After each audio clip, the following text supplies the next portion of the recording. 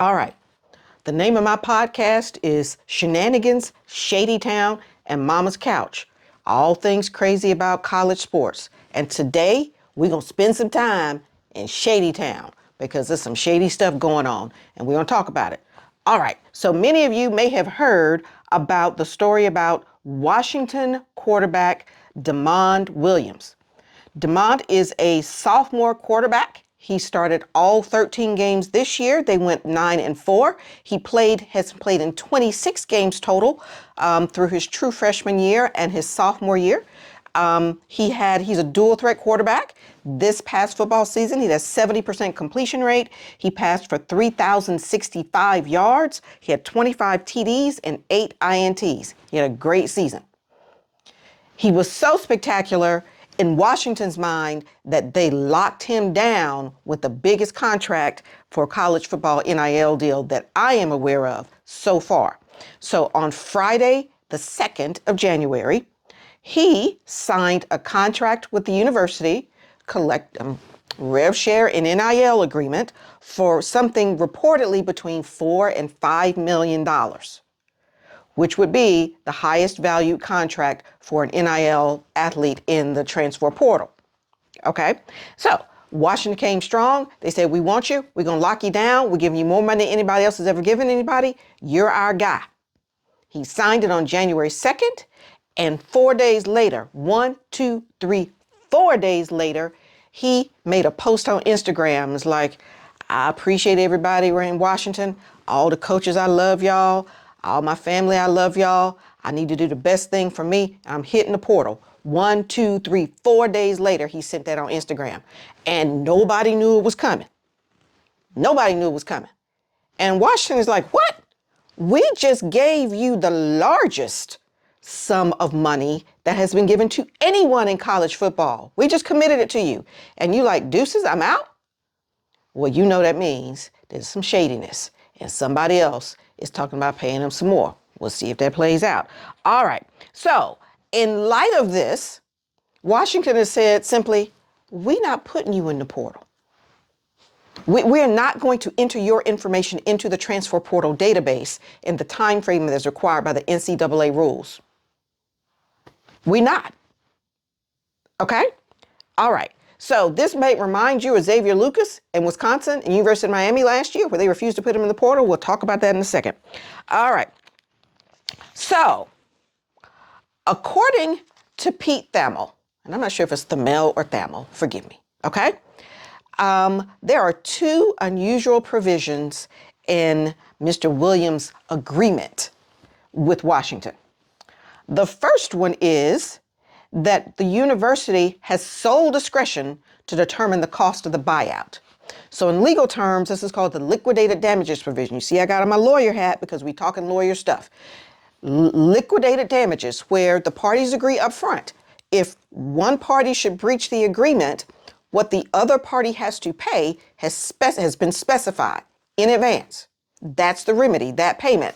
And so it is highly unusual for a liquidated damages provision, or what we have typically been talking about as a buyout, could be left to the sole discretion of the university to determine the cost of it.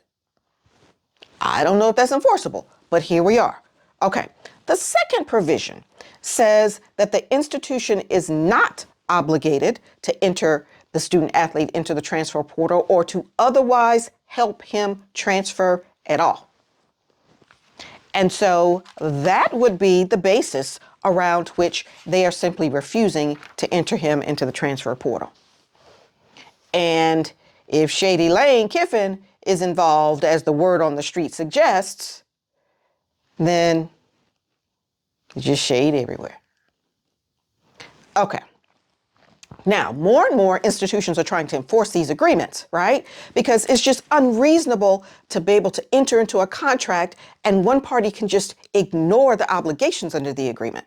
Okay, so more and more, we've got 3 or 4 cases we'll run through right here where the institutions are trying to enforce these agreements. The first one I've alluded to already, the Xavier Lucas situation. So Xavier Lucas was a freshman at Wisconsin. He was a cornerback, I believe. He had a great freshman year, a standout freshman year. They attempted to lock him down. They did. And Miami came sniffing because Miami has got plenty of property in Shady Town already.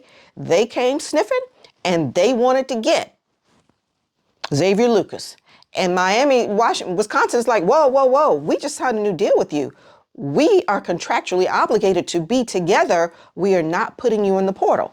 The result of that dispute was that Mr. Lucas simply withdrew from Wisconsin and enrolled at the University of Miami. They never entered him into the transfer portal, and he just went around it. That's a terrible precedent, but here we are. Okay, so that's how that situation got resolved. Now, Wisconsin is suing the University of Miami for tortious interference. They are not suing Xavier Lucas. Apparently, the contract value for that deal was $500,000. Okay, so the second case is Madden Nico's brother, because I can never get the last name out properly.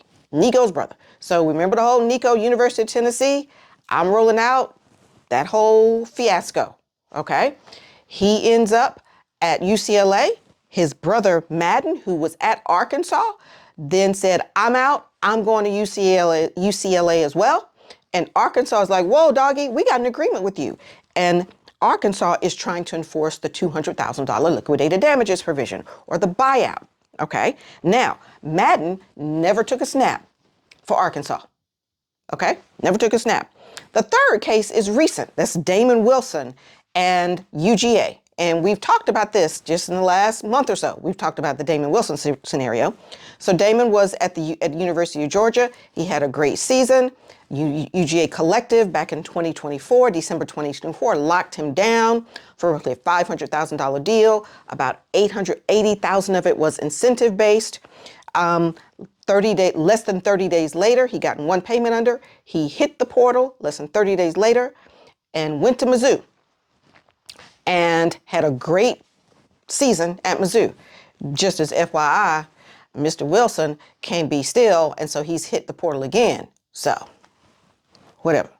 In any event, the University of Georgia, even though he signed the agreement with the collective, okay, now that the House settlement is in place, the collective contracts got assigned to the university. The university is attempting to enforce the arbitration provision against Damon Wilson, which they have done, and now Damon is countersuing. So they're back and forth over this $390,000, okay? Now, all these guys had limited snaps but great promise, which is why the universities were trying to lock them down. Mr. Williams at Washington did not have limited snaps and showed great promise. He was the real deal, had huge, incredible, strong stats.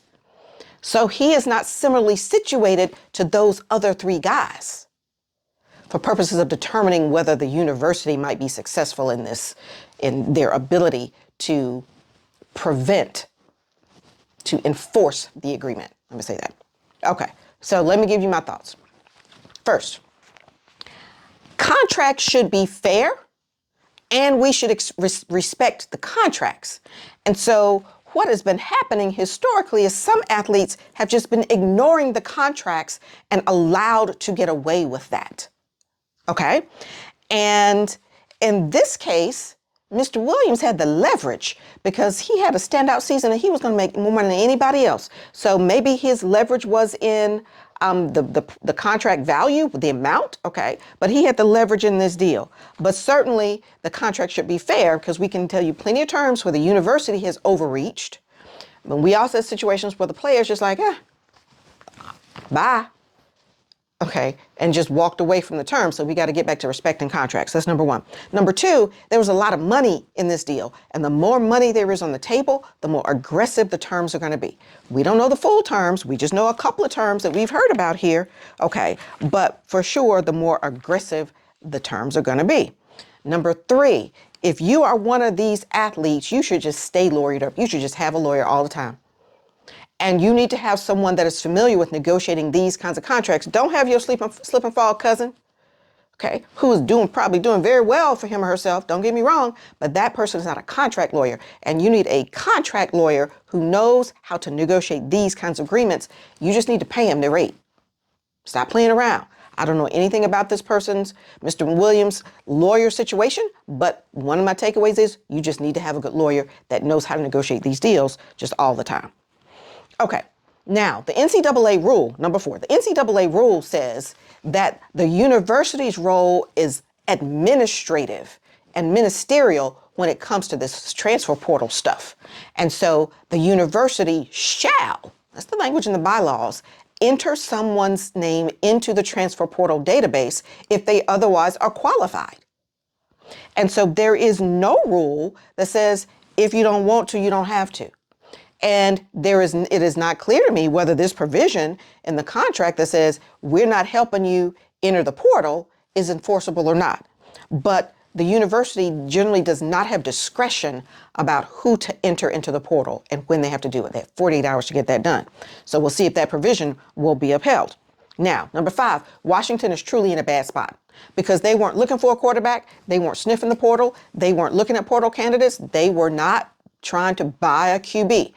And if this dude had just moved a little bit earlier, some of the top QBs would have still been on the board, and many of the top ones are out. So they really are potentially harmed by this action by this particular quarterback, given everything else that has happened and the success that he had last year. Now, since Washington gets to decide what the buyout is, let's just assume that's enforceable. Okay, so if they decide the buyout is the full $5 million, because they've truly been harmed, because now they've got to go get a quarterback that won't be as good as the guy they had. Okay, and if LSU is really the suitor, if you recall, one of the provisions in Lane Kiffin's agreement was that the LSU was going to give him $25 million through the rev share and NIL money to go out and recruit his team. Okay, $25 million. Would LSU or Shady Lane pay $6 million to $5 million to buy out Mr. Williams' contract with Washington and then turn around and pay him another $6? Would he take 11 of his $25 million for one athlete? I don't know. Okay. But here we are. We'll see what happens. Okay. My final thought is this number 7. Courts move slowly. And, it's not clear when any of this is going to be resolved. But I'll share a couple things just as contract principles for you. I wonder if there was an injunctive relief provision in the agreement. And if so, Washington could go to court quickly and say, we are being harmed right now. We need this behavior to stop right now. We need to prevent him from continuing to harm us right now, and not have to go through the slow motion of a whole lawsuit. You can get some relief quickly. I do not know if there was an injunctive relief provision in the agreement, but that will give the Washington some relief. The second one is, or maybe there's a specific performance provision in the agreement that essentially says, look, money damages won't make me whole. I don't need the $5 million. I need the guy. And I need the guy to do what he contracted with us that he was going to do, which was play the game in exchange for the $5 million. And so a specific performance provision in the agreement might be helpful. I doubt if there's one in there, but that will be the relief. Now, what do I think? Because I'm always trying to advocate for players, but I'm troubled when players are gaming the system.